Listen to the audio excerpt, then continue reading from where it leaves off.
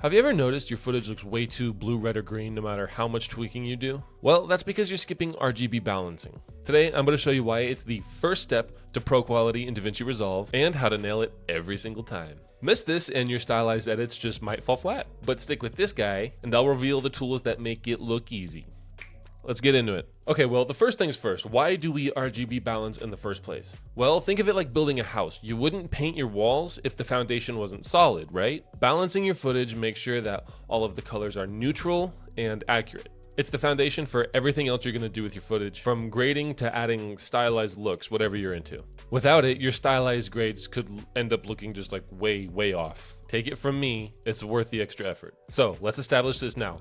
Balancing comes first. Balance your footage before adding any creative looks or LUTs. It always comes at the beginning. And you might be asking yourself why. Well, it's because LUTs and stylized grades amplify everything about your image. So if something's wrong, it's going to amplify what's wrong. For example, if your shot is too green, depending on what light you're using, or maybe you're filming under fluorescent, adding a LUT or a stylized grade is just going to amplify that fact. And that might be what you're looking for, but if it's not, you're going to have a bad time. So your clean slate comes first, and then you party later. So now let's get practical. I'm going to show you a few ways to balance your footage in DaVinci Resolve so that you can pick the best one that works for you. But we're going to start with method 1, color wheels. So I have my footage here open in the color page, and I'm just open to the regular basic primaries, but this is what we're going to use in this instance. This shot I have is in the mirror reflection of a dirt biker, right? But analyzing the shot right away, it looks a little red because there's a lot of sand in the background and it was just a hot day out. And you can see down here in our scopes, red is the highest, indicating that there's the most amount of red in this image. The first thing we're going to do is we're going to mess around with our offset here to make general adjustments, and then fine tune with gain, gamma, and lift.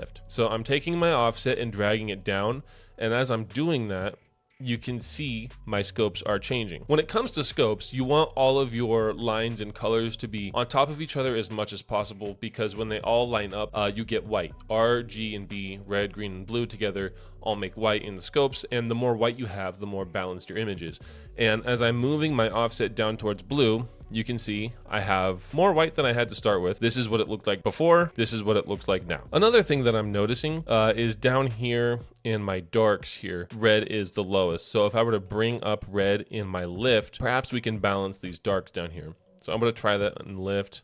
Just pull mine up towards red a little bit, and you can see immediately it's more balanced. All right, it doesn't look too bad. Now, the last thing I'm gonna do when it comes to the color wheels is you could see in my scopes right here, in my highlights, in my gain region, blue is the lowest. So if I were to bring up blue, we could balance this even more. So I'm gonna do that. I'm gonna come over here to my gain wheel, and you'll be able to see that as I pull my wheel towards blue, it lines up more, and I get white. Voila. So overall, this is pretty balanced. You can see the pretty stark difference in our image here. The colors are pretty stark. This is only method 1 using color wheels. Method 2, we're going to talk about curves. Curves give you pinpoint control, hence they're my favorite. Here in curves, you have 5 different options. First one being you can control the luminance, the red, green, and blue channels linked all together. So when you do that, for example, and you take this point and you bring it down, you just make the image darker because you're adjusting it all at once. Say, for example, you wanted to just affect the luminance channel, you select Y, just bring this down. Now the whole image also just gets darker here. But in the spirit of trying to get our scopes to all line up here and get as much white in this image as possible, I'm gonna take red up here in the highlights on my curves, drag it down, and you could see immediately I'm starting to get more white here. Now green is a little too high, so I'm gonna bring green down as well. There's more, and I'm gonna lift blue up because you could see blue is a little bit lower than the rest. Just like that. That's pretty freaking balanced. That's already, I think, pretty much exactly what we had with method 1. And I just prefer curves. It might just be a preference thing, but you do get a lot of control with curves. And if you wanted to make your canvas here a little bigger, you could press this little arrow button right here, and you get this pop-up window for really large working space. But this is obviously too big here.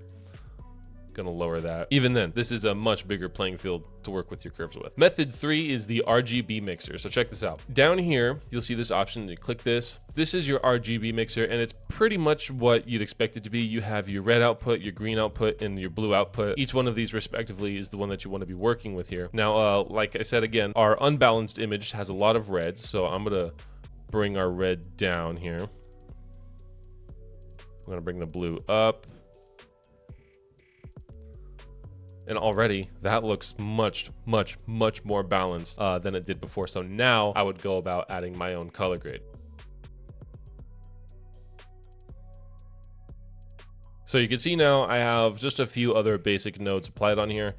Since I was able to get my footage balanced, this looks good now, and it doesn't amplify any imbalances or imperfections that would have already pre-existed with the clip. And there you have it, just a really quick, really simple crash course in balancing your RGB footage with DaVinci Resolve. Whether you're using color wheels, curves, or the RGB mixer, the key is to always balance your footage before you dive into adding some cool stylistic color. If you found this helpful, don't forget to leave a like, comment down below what project you think you're going to be using this in, or if you have any questions, because I answer to all of my comments. And if you think you have anything to gain from me in the future, subscribe to this channel. And until next time, happy grading.